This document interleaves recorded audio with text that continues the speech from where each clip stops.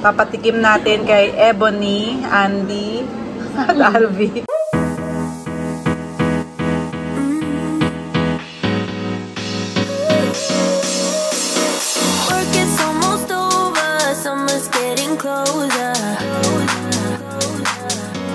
Hi mga Zoobs! Good morning sa inyo! So for today's video, ang naisip ko is gusto ko magpaturo sa kapatid ko bago siya umalis pa uwi ng pagluto, kung paano ang pagluto ng salmon sinigang sa miso. Kasi nung nilutuan niya kami noon, lahat kami nagustuhan namin. Eh sabi niya madali lang. Wala kaming ingredients, so inisip ko pupunta kami dyan sa Chinese shop, which is the Asian store na din po, para makapamili kami ng mga ingredients. So, ayan. Pero bago yan, susunduin ko muna si Aliyah, and meron lang akong bibilin din sa mall na pinapabili sa akin from the Philippines, ng aking lola. So, yun ang aming gagawin for today. Kaya halika, samahan niyo akong matuto kung paano lutuin ang salmon sa miso. Tapos, kung meron kayong version nito, please let me know kung iba sa pagluto ng ate ko. Kasi I know maraming version ng Pilipino sa pagluluto eh. So, ayan. Kung marami kayong version, ako, let us know. And, pag-aaralan natin yan. So, ayan. Nandun na si Mimi and si Ima sa kotse. Kami ni Andy nandito pa. Tinitingnan ko lang kung ano yung mga kailangan gawin. Actually, nagmamadali na din kami. But, eto na. Baba na tayo. Si Mimi. Meron ng water. Okay. Maganda weather ngayon, 17. So, hindi tayo masyadong nakapanlamig. Phones ko. Okay na. Okay na. Let's go to the car.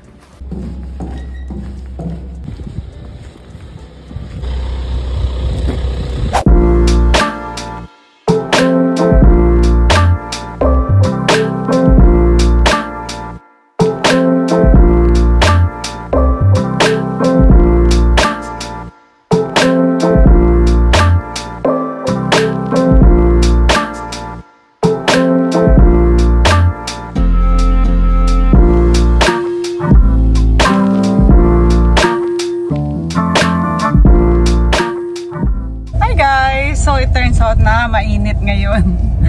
Anong temperature, Daddy? It's what says 19 here. 19. Pero mainit yung pakiramdam namin eh. Hindi na kami naka-heater sa kotse.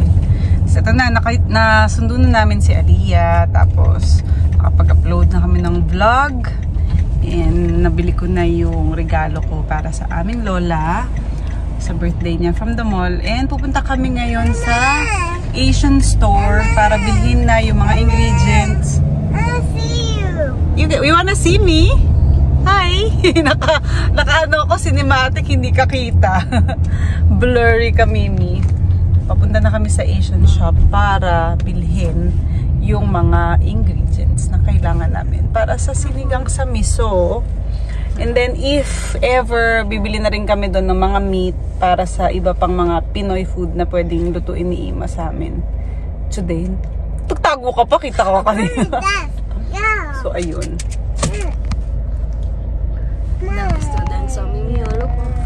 Wow. Traffic, Daddy. School dito. Bakit dito ka dumaan? So curly. Oo nga. Parang ngayon lang ako nakakita ng ganong hair na white. Super curly.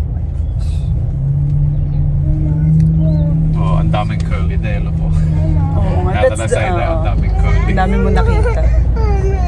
Labasan ngayon ng mga bata sa school kaya medyo matraffic. Parang umiyak na Mimi. Si Mimi kanina sa mall, sobrang arte. Daming iyak-iyak. Arte-arte. Hanggang ngayon, ang mga arte. Si King mamaya may tennis. Mimi ganda. Hi, aba. Iyakan naman. Sino iyakan? Mimi, saan ka nakatira? Ate Jajas? Adelaide. Adelaide. Mimi, saan ka nakatira? Adelaide. Very good. No, because I thought last night, I was like, it sounded like she said it. So then I just repeated Adelaide. And then she started saying Mimi, saan ka nakatira? Adelaide. Very good! Ang galing naman. Oh, narinig niyo yun, guys. Adelaide siya nakatira. Hindi siya maliligaw. So we just made it down here to Morphett Vale. Going to the Asian grocery. Bakit? Ay, gising? Ah, okay. So Lela woke up pala.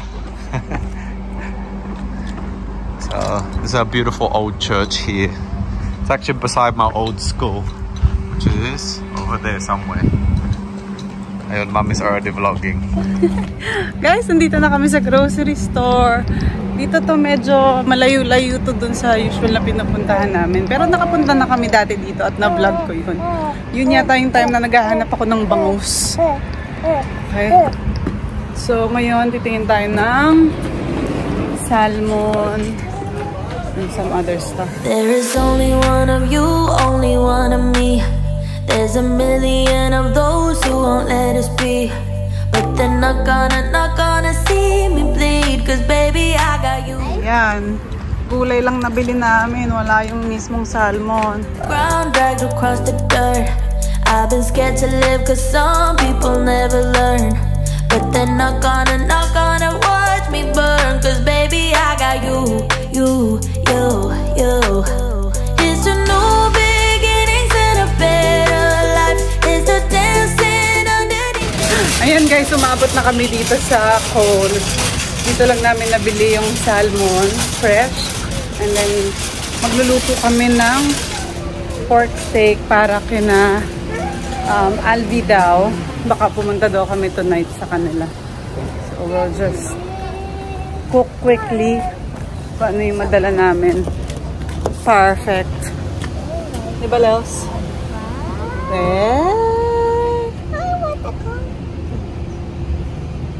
Sabihin ko ba dito? The GRG. G4. Grounded. Grounded siya. So, okay guys. Nakumpleto na namin yung aming salmon sa miso, sinigang. So, first, syempre, ang ating salmon. Tapos, miso base. Pang-asim. Mustasa. Kasi gusto namin maraming gulay. And ang ating kamatis, luya, siling green, at sibuyas. Ayan. Yan ang ating kailangan sa buong pagluluto. Let's do this. Ayan guys, so inasinan muna natin yung salmon. Pero hinugasan muna syempre natin yan. And then after that, ipiprito natin. Let's go. Time to hiwa the kamatis, syempre.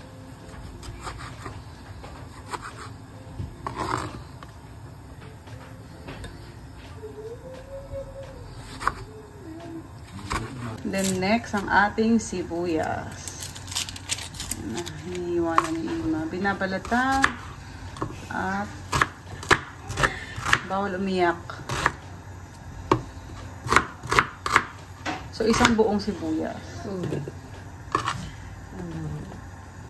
Yan. Ang ating luya naman. So, ito na guys. Sibuyas, kamatis, sili at luya. Naka-ano na. And tapos, dito kami magpiprito ng isda. Kasi para hindi kami matilansikan. Medyo ayun. Ayan. Go. Prito na natin. Lalayo na ako kasi tatalsik yun. Prito muna natin yung salita. Tapos, ito mustasa na iwan na ni Ima at nahugasan. So, ito na guys. Lulutuin na natin ng miso. Bali, nagsalang na tayo dyan ng mantika. Habang inaantay natin uminit, papakita ko ulit sa inyo.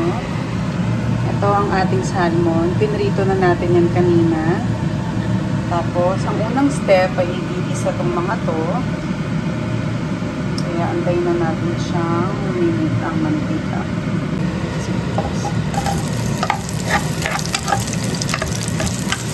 Isa na ang sibuyas at ang garlic.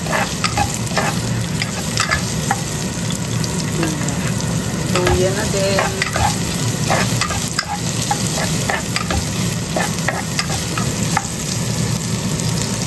ang kamatis.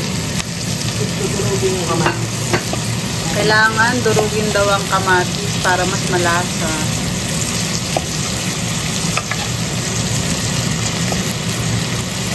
Saan mo natutunan ito? Ulot. Iba-iba ng pagluluto yun eh. Ewan ko sila kung paano. No, tinatanong ko nga sila kung ano naman yung ways nila o paano yung proseso ng pagluto nila. Kasi nga, syempre, may kanya-kanya tayong lasa. Ganun pa sa nila Jaja. Favorite ko ni Jaja. Maraming niluluto nila. Pagdurog na yung kamatis, sasabay natin yung miso. Okay. So, hindi pa durog. Ito na yung miso kanina, guys, na Hinati ko masyado marami. oo, hinati aso. Saan mo nilagay yung ano? Hindi. Sa ref? Okay lang, okay lang. Para alam ko lang pag umalis ka. Malay mo. Sipagin ako magluto. Sobrang dali lang ito. Kasi sinigang na bango. Sinigang na bango sa gusto ko sa bayaw. Then ang mismong miso. Saan ba gawa ang miso? Guys, kung alam nyo nga ang sagot, Ang hirap hanapin ito dito eh. saan ba yung gawa? Buti nakahanap kami niyan. Sa mga nagtatanong kung saan kami nakahanap. Sa may pasta chef, kung saan din kami lalagay ng leche flan. O yan. So parang inimix mo siya. Isosote mo siya.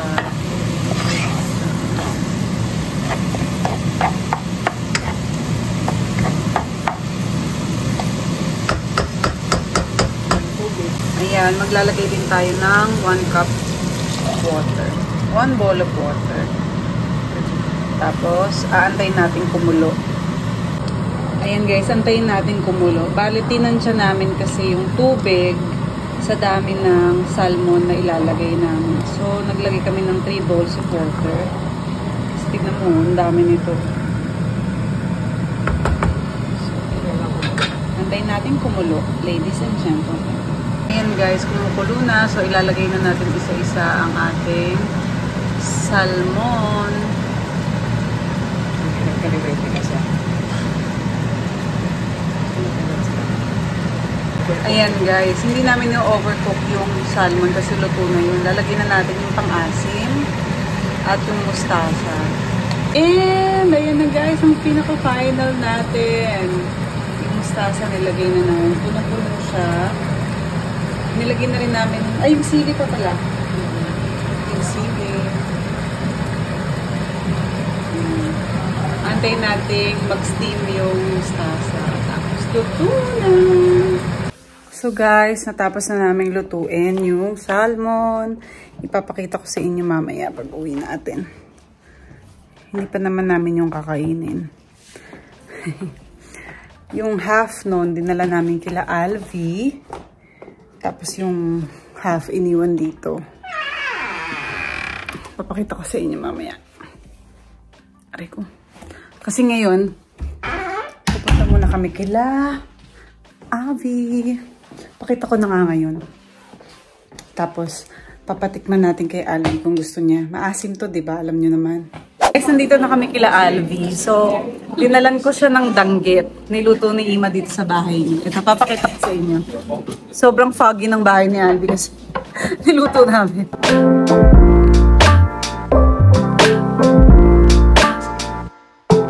Okay, yan na. Niluto ni Ima yung danggit, guys. So, ang sarap! Tapos may sausawan tayo dito. Asin na may vinegar and garlic. Binili ko yun sa Loretos. Papatikim natin kay Ebony, Andy, at Alvi. So Alvi will try the danggit. Dito sausawan. You're not very Pinoy, my God. No, sorry. It's alright, it's alright.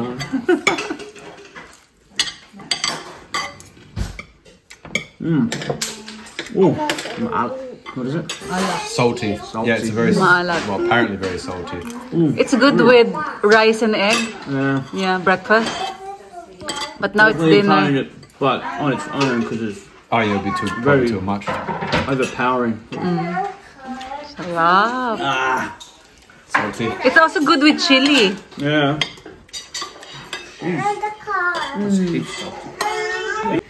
Turning Okay. into Filipinos. So Andy is gonna try the danggit. Well, I'm gonna eat it with rice. There's no bones in this, right? Wala.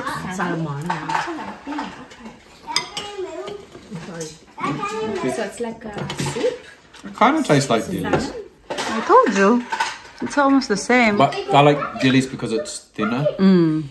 Yeah, you can eat it They used to serve it at on a small piece. what's that place in Green Hills? And they serve it on top of kangkong. Oh, that's the best. So Ebony will try the salmon sinigang You sa gotta eat it miso. smaller. Yeah. It's a little bit sour, okay? You took a massive chunk. I know. I'll try it. You like the look? Haven't tried it yet. Like it? You like it? You've never tried Yeah? I love salmon. Yeah. At least it's healthy. Yeah, it's really good. Now I'm gonna try I mine. like it. I'll show you the one I'm Is it talking usually about. made with salmon? Maybe give her a smaller. I just get the small piece. Yeah, because it's quite. Yours It's just is very under salty. the pillow in the bedroom.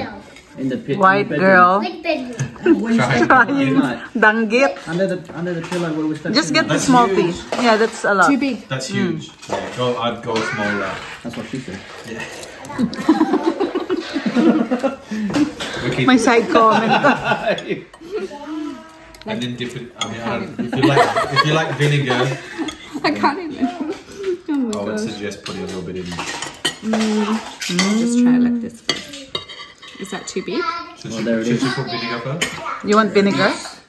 I'll just try. That's You should eat it with the rice also. It's salty eh. Yeah. Galunggong. Yeah. That one? Yeah. Masarap ko galunggong. That is. You don't like it? It's too salty? It's very. It's like eating a bowl of salt. Yeah. Yeah. I don't mind it. But galunggong pala. Yeah, you gotta eat it. Ah, you want galunggong? Galunggong pala yung should be like Oh, that's one of them. Oh my god. should be like tiny little crumbs. We'll that get you again from... rice or something. Yeah, I don't eat I munggo. would eat it how you eat anchovies. Like they just have anchovy. You're my best friend. Saan ka nakatira? Adelaide. Ako din. Kiss, mami. Mwah. Kinabukasan na naman tayo. Ayan, good morning sa inyo. Guys, grabe kagabi. Ang haba nung hinga ko, no? Si Ebony, syempre Australian talaga siya, pure. First time niya nag-try ng danggit. And she didn't really hate it. Pero guys, gusto niya, kaso sobrang maalat sa panlasa nila. Siyempre iba yung taste buds nila dito. Hindi nila nakasanayan yung ganun. Kaya naalatan siya. Which is maalat naman talaga yung danggit. Alam naman natin yan. Pero gustong gusto niya yung salmon. Kasi salmon is everywhere. Alam naman natin na yan ang healthiest fish. Isa sa mga healthy fish dito sa atin. So, ang comment niya doon sa danggit, siguro daw mas magugustuhan niya if parang naka-fried rice tapos may konti-konting maliliit. Which is, I think, dapat din ginawa ko. Pero sa susunod, tatry ko yan nang hindi niya alam. Papatikim ko sa kanya.